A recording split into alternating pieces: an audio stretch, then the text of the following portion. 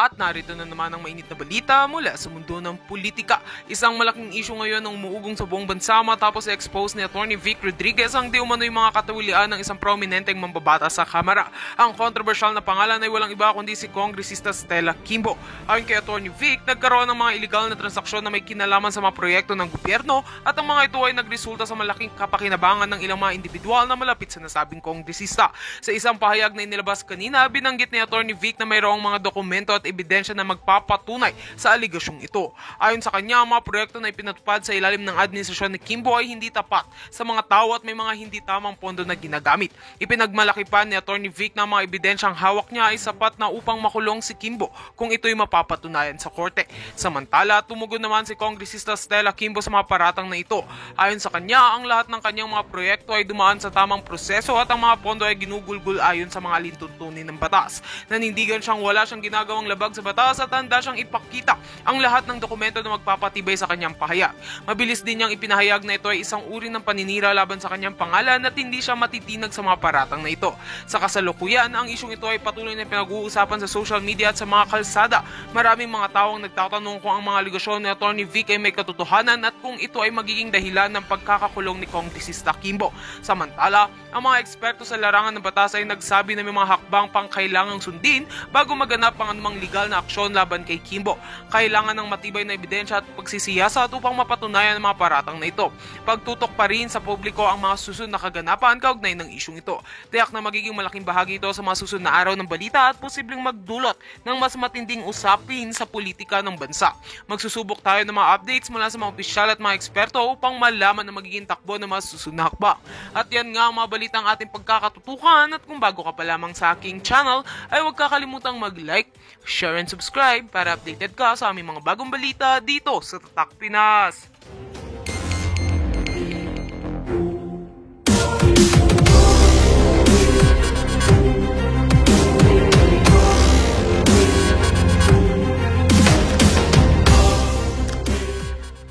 Na ang angas ni Congresswoman Quimbo. Yung angas na ipinakita mo nung sinisira mo ang pagkatao ni Vice President Inday Sara Duterte. Nasaan na ang tapang mo? At kung sino man yung may makating kamay na nakialam dyan, guilty po yun mananagot sa kaso. Yan ho ang napakatapang na hamon itong si Atty. Vic Rodriguez dito kay Stella Quimbo. Ngayon mo ilabas ang tapang mo. Napanood nyo ho yung ali na yan nung pinag-uusapan yung confi fund nitong si Vice President Sara Duterte. Naku, talagang inaraw-araw ho nila itong si VP Sara. Ang dami ho nilang oras para banatan itong si VP. Pero ngayon, tinatanong lang ho sila kung sino ang naglagay ng figure doon sa mga blankong bahagi ng BICAM report, hindi ho sila makapalag. At itong si Bersamin, huwag ho kayong masyadong kabahan, Executive Secretary Lucas Bersamin. Kung ako sa inyo, mag-resign na kayo. Kung ako sa inyo, mag-resign na kayo. Dahil pati kayo makakaladkad sa mga skandalo ng inyong amo na yan. Pero bago yan mga kababayan, isang like at isang subscribe, kasi na tayo dyan. Sa mga gustong sumali sa ating community, yung join button, nandyan lang po sa baba. Ayun na nga mga kababayan, dito sa video na to, pag-usapan ho natin ng mabilisan, itong nakita nating post nitong si Sir Jason sa mga kababayan, kung ating titignan, itong administrasyon na to, meron ho talaga silang mga pinupuntiryang mga individual At itong mga individual na to, kung ating sisiyasatin yung kanilang track record noong mga naunang panahon pa. Ito ho kasing si Pastor Tibulo, yung SMNI, yung KOJC, noong panahon ho nitong si dating Pangulong Rodrigo Duterte, talagang tumutulong ho sila sa pamahalaan, lalo na sa pagsawata ng insurgency. Talagang nation building ang advokasya nitong nitong SMNI, KOJC. Talagang tinutulungan ho nila ang pamahalaan kung paano mapabuti ang kalagayan ng ating mga kababayan. Dating Pangulong Rodrigo Duterte, ano ba mga advocacy niya? Masawata ang kriminalidad, illegal na droga, mabawasan ang korupsyon. Si Atty. Vic Rodriguez, ano ho yung tinayuan niya? Yung tama, tinayuan niya nung nandyan siya dyan sa Malacanang. Ano ho bang magkakaparehas na karakter nitong mga individual na nabanggit natin? Mga kababayan, Yan hong mga kandidatong sinusuportahan natin. Pinipilit ho silang pabagsakin nitong administrasyon na to dahil alam ho ng administrasyon na to na magiging tinik sa lalamunan nila yung mga kandidato na yan kung sakaling makalukulok sila sa Senado. Magnanakaw yan si Pastor Tibuloy, parang malabo duwat ang mangyari. Si Atty. Vic Rodriguez magnanakaw, parang malabo din duwat ang mangyari. Kung magnanakaw yung mama na yan, nung executive secretary siya, nung hawak niya, yung pwesto na yan ni Bersamin na ngayong panahon na to na enjoy din siya.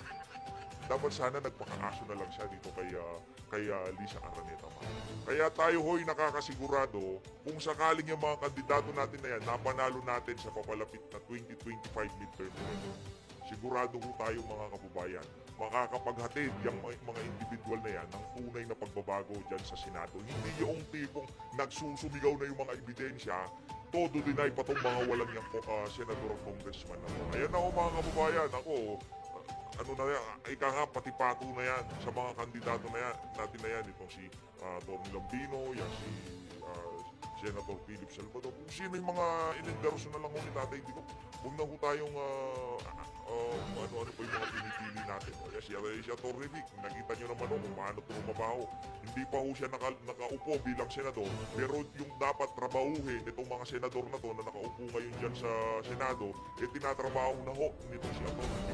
Kaya saan pa ho tayo, di ba? Di pa nakaupo, trabaho na ng senador ang tinatrabaho niya. Saan ka pa, di ba? Itong si Bersamin naman, hindi kami ang mananagot dyan. Hindi. For the meantime, pansamantala, hindi pa kayo ang mananagot. Pero relax lang kayo, sir. Bersamin says on supposed blank item in 2025 budget. Relax. Huwag kang masyadong kabahan. Baka tumaas yung high blood mo, Bersamin. Relax ka lang. Yung mga blanco na yan, di naman namin sinasabing kayo ang mananagot. Papunta pa lang tayo doon. Inaalam muna namin kung sino ang naglagay ng figure doon sa mga blankong bahagi ng BICAM report. Doon pa lang tayo. Huwag nyo masyadong madali. Excited naman kayo. Papunta tayo dyan kung sinong mananagot, okay? Relax ka lang dyan, Lolo. Huwag ka muna, kalmahan mo lang. Huwag ka masyadong mainit.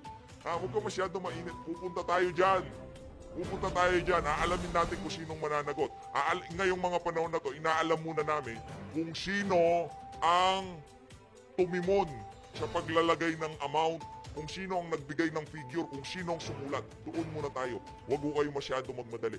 Pupunta tayo dyan. Kaya ang maipapayo ko sa iyo, Bersamin, kung meron ka pang katiting na pagmamahal sa iyong dignidad, naging Chief Justice ka pa mo. Di ba? Yan, napapaano na tayo Naging Chief Justice ka pa naman. Konting dignidad lang sa sarili, magtira ka. Kung ako sa'yo, mag-resign ka na. Eto mga kababayan, rekta ho tayo dito kay Baculaw.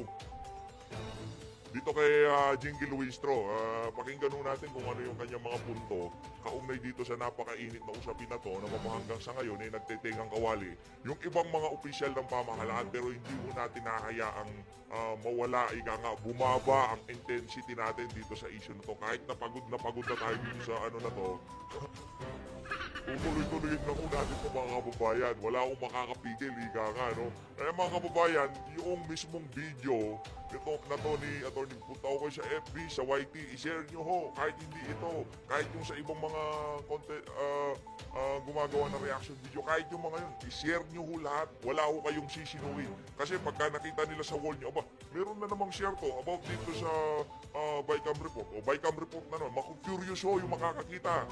Anong mangyayari? Pag na-curious sila, makikisali sila sa diskusyon. Pag nakisali sila sa diskusyon, lalakas ang ating boses. Pag lumakas ang ating boses, mapipressure yung mga bakulaw na kagaya nitong si Luistro. Game, Luistro, panatan mo. Game. Mas mainam na idulog na lang sa Korte Suprema ang kontrobersya sa national budget para malaman kung may... Itong si Ma'am Corina, mabangis din kumamada to ng issue. Irregularidad nga ba sa pagpasa nito? Ito ang iminungkahi ng isang kongresista matapos madiskubre ang umano'y mga blankong item sa bayan. Wala ba daw? Walang blanco. Diba? Walang blanco. Ito nga, sabi ni Bersamin, walang blanco. Sabi nga ni Bersamin, hindi daw sila mananagot siya. Akala ko bang walang blanco, Bersamin? Ngayon sinasabi mo na hindi kayo mananagot. Relax ka lang, Brad. Aabot tayo dyan. ICAM Report. Narito ang agenda report ni Zandro Ochona. Pinag-iisipan pa ng ilang kongresista kung dudulog sila sa Korte Suprema kaugnay sa umano'y mga blankong item na napansin nila sa Yan ang hirap dito sa mga kongresista na to eh. Pinag-iisipan pa kung dudulog sa Korte Suprema. Pero kay VP Sara, wala nang isip-isip. Nagta sila sa Supreme Court para makapagpa-epal sila, makapagpabida sila, di ba? Pero dito sa issue na to, pag-isipan muna natin. Baka aregluhin tayo eh. Baka kausapin tayo ng kung sino-sino dyan at bigyan tayo ng pakingking. Di ba? Ganun lang naman ho yung mga yan, yung mga pag-isipan. Diba? Binibigyan ho nila ng kumbaga, palaisipan yung mga matatamaan dito sa napakalaking skandalo na to. O yung si Congressman A at kung si Congressman B, pupunta na yun na Supreme Court. Tawagan mo na nga. Tanungin mo kung anong gusto nila malapit na eleksyon. Solve ang problema. Walang pupunta ng Supreme Court. Pero hindi mo matatapos sa Supreme Court yan. Ang boses na magsasalita dito sa issue na to, mas malakas pa kaysa sa Supreme Court. Supreme Court. Sambayan ng Pilipino ang sisigaw dito. Supreme Court, hintayin pa natin yan. Baka oral argument pa yan. Diba? Magdidebate pa sila dyan. Hindi. Ngayon pa lang, nananawagan ng sambayan ng Pilipino. Sino ang naglagay dyan sa mga blanco, dyan sa BICAM report na yan? Maging ang sekondante, sabi niya nga, yung mga PIP, yung mga various infrastructure project, yung mga, ang tawag dito, yung mga program appropriation, di ba? Ano ho yan? Mga blanco yan.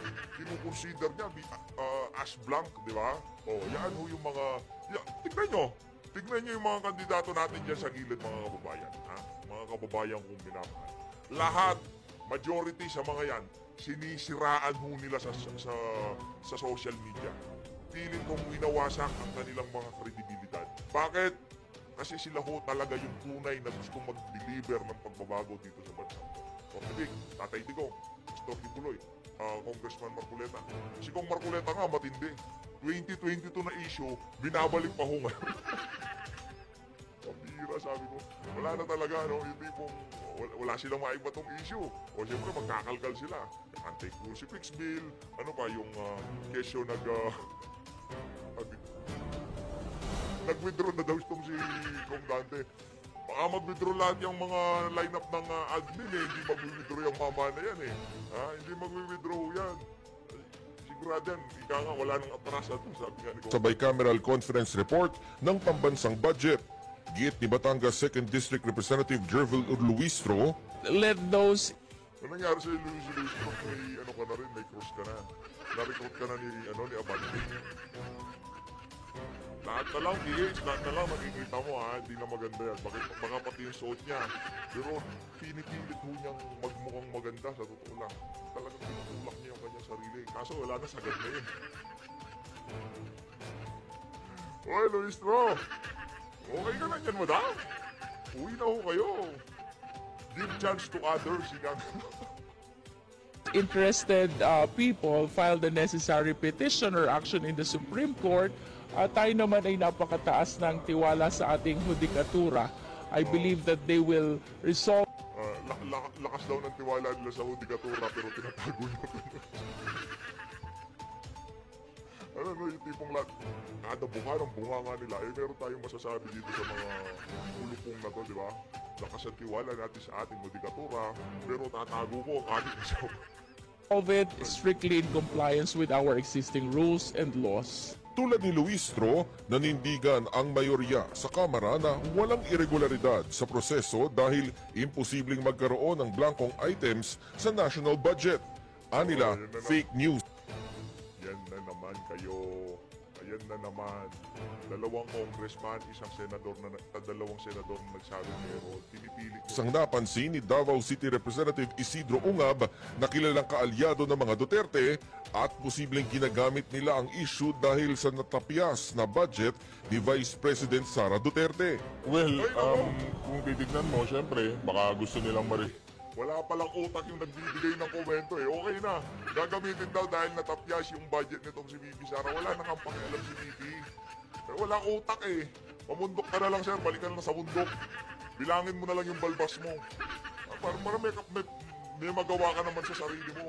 O, again, sino ho ba yung si Ortega? Yan ho ang spoiled brat ng mga Ortega na walang ginagawa sa bahay, na tambay. Ngayon, sabi ng magulang niya, takbo ka Ortega, itong wala kang perwisyo ka dito, makalak-alak ka sa bahay. Ayan, ngayon, congressman ho siya. Yan ho yung mama na yan, perwisyo ho yan. Perwisyo yung sa kanila, sa bahay nila, kaya ibinigay dyan sa House of Representatives. Ngayon, perwisyo ho siya sa 10 Pilipinas. Ortega, last mo na yan ha. Huwag ka natatakbo ulit ha. Restore yung mga budget na na-slash. Politics, it's really about politics. Talagang, syempre, kung ano ang trabaho at Napaka-convenient gamitin nung excuse na politics, it's all about politics. Nanto ka Kung anak ko to, sasampalin ko to sa totoo lang. Anak ko yung si Ortega, ako tatay niyan. Pag uwi sa bahay, sasampalin ko yan na malakas. Yung dudugo, yung bunganga niya. Anak nanto ka yan, ba tinuro ko sa'yo? Walang niya ka. Ha? Talagang puro kababuyan na lang. Wala. Perwisyo ka na nga sa bahay, nagpunta ka ng dyan sa House of Representatives. Wala kang ginawa, perwisyo ka pa rin.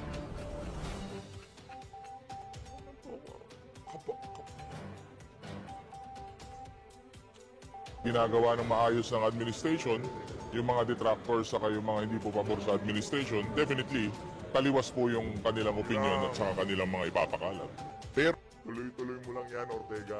Tuloy-tuloy mo Pero lang yan. nadagdagan pa ang mga kongresistang nakakita sa mga blankong item. Giit ni ACT Teachers Party List Representative Franz Castro, dapat maging transparent sa publiko at ilabas ang enrolled bill. Wag ganyan, Franz. Walang blanco. Yan ang kayo sinasabi ko eh. Naririnig nyo na.